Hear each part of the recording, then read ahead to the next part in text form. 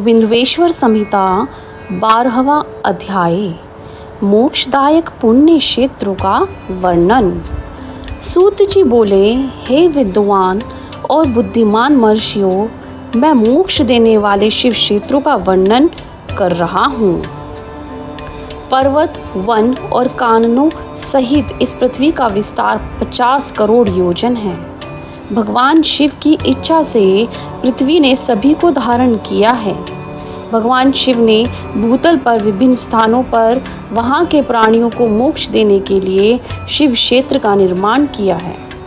कुछ क्षेत्रों को देवताओं और ऋषियों ने अपना निवास स्थान बनाया है, इसलिए उसमें तीर्थत्व प्रकट हो गया है। बहुत से तीर्थ ऐसे हैं जो स्वयं प्रकट हुए हैं। तीर्थ क्षेत्र में जाने पर मनुष्य को सदा स्नान, दान और जाप करना चाहिए, अन्यथा मनुष्य रोग, गरीबी तथा मूर्खता आदि दोषों का भागी हो जाता है। जो मनुष्य अपने देश में मृत्यु को प्राप्त होता है, वह इस पुण्य के फल से दोबारा मनुष्य योनि प्राप्त करता है, परंतु पापी मनुष्य दुर्गति को ही प्राप्त करता है। हे ब्राह्मणों, पुण्य क्षेत्र में किया गया पाप कर्म अधिक दृढ़ हो जाता है, अतः पुण्य क्षेत्र में निवास करते समय पाप कर्म करने से बचना चाहिए। सिंधु और सतलुज नदी के तट पर बहुत से पुण्य क्षेत्र हैं। सरस्वती नदी परम पवित्र और 60 मुख वाली है, अर्थात उसकी 60 धाराएं हैं। इन धाराओं के तट पर निवास करने से परम पद की प्राप्ति होती है। हिमालय से निकली हुई गंगा 100 मुख वाली नदी है। इसके तट पर काशी, प्रयाग आदि पुण्य क्षेत्र हैं। मकर राशि में सूर्य होने पर गंगा की तटभूमि अधिक प्रशस्त एवं पुण्यदायक हो जाती है। सोनभद्र नदी की 10 धाराएं हैं। बृहस्पति के मकर राशि में आने पर यह अत्यंत पवित्र तथा अभीष्ट फल देने वाली है। इस समय यहाँ स्नान और उपवास करने से विनायक पद की प्राप्ति होती है। पुण्य सलीला महानदी नर्मदा के 24 मुख हैं। इसमें स्नान करके तट पर निवास करने से मनुष्य को वैष्णव पद की प्राप्ति होती है। तमसा नदी के 12 तथा रेवा नदी के 10 मुख हैं।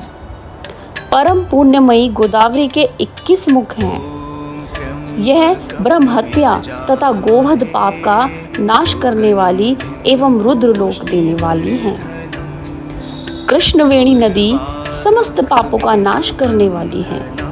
इसके 18 मुख हैं तथा यह विष्णु लोक को प्रदान करती है। तुंगभद्रा 10 मुख वाली नदी है एवं ब्रह्मलोक देने वाली है। स्वर्ण मुखरी के 9 मुख हैं। ब्रह्मलोक से लौटे जीव इस नदी के तट पर जन्म लेते हैं। सरस्वती नदी, पंपा सरोवर, कन्याकुमारी, अंतरीप तथा शुभकारक श्वेत नदी सभी पुण्य क्षेत्र हैं। इनके तट पर निवास करने से इंद्रलोक की प्राप्ति होती है। महानदी कावेरी परम पुण्यमयी है। इसके 27 मुख हैं। यह संपूर्ण अभिष्ट वस्तुओं को देने वाली है। इसके तट ब्रह्म विष्णु का पद देने वाले हैं। कावेरी के जो तट शैव क्षेत्र के अंतर्गत हैं, वे अभिष्ट फल तथा शिवलोक प्रदान करते हैं। नैमिषारण्य तथा बद्री काश्रम में सूर्य और बृहस्पति के वेश राशि में आने पर स्नान और पूजन करने से ब्रह्मलोक की प्राप्ति होती है। सिंह और कर्क राशि में सूर्य की संक्रांति होने पर सिंधु नदी में किया हुआ स्नान केदार तीर्थ के जल का पान एवं स्नान ज्ञानदायक माना जाता है। बृहस्पति के सिंह राशि में स्थित होने पर भाद्र मास के में गोदावरी के जल में स्नान करने से शिवलोक की प्राप्ति होती है। ऐसा स्वयं भगवान शिव ने कहा है। सूर्य और बृहस्पति के कन्या राशि में स्थित होने पर यमुना और सोनभद्र में स्नान से धर्मराज और गणेश लोक में महान भोग की प्राप्ति होती है।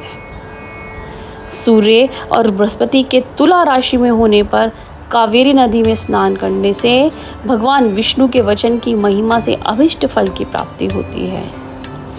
मार्गशीर्ष माह में सूर्य और बृहस्पति के वृश्चिक राशि में आने पर नर्मदा नदी में स्नान करने से विष्णु पद की प्राप्ति होती है।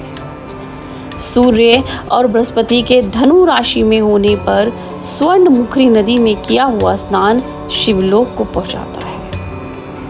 मकर राशि में सूर्य और बृहस्पति के माघ मास में होने पर गंगा जी में किया गया स्नान शिवलोक प्रदान कराने वाला है।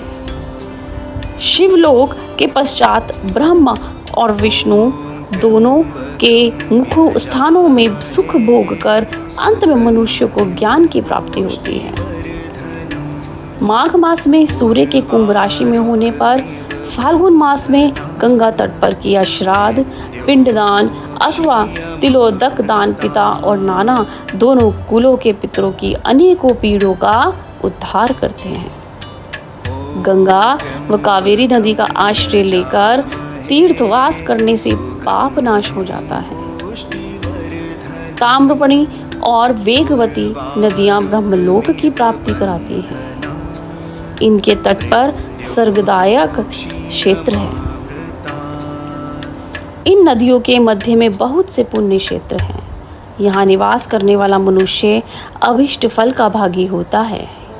सदाचार, उत्तम वृत्ति तथा सद्भावना के साथ मन में दया भाव रखते हुए विद्वान पुरुष को तीर्थ में निवास करना चाहिए, अन्यथा उसे फल नहीं मिलता।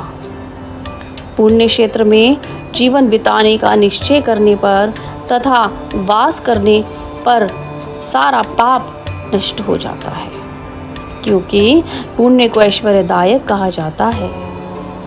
हे ब्राह्मणों, तीर्थ में वास करने पर उत्पन्न पुण्य कायिक, वाचिक और मानसिक सभी पापों का नाश हो जाता है। तीर्थ में किया गया मानसिक पाप कई कल्पों तक पीछा नहीं छोड़ता, यह केवल ध्यान से ही नष्ट होता है। अतः सुख चाहने वाले पुरुष को देवताओं की पूजा करते हुए और ब्राह्मणों को दान देते हुए पाप से बचकर ही तीर्थ में निवास करना चाहिए। हर हर महादेव।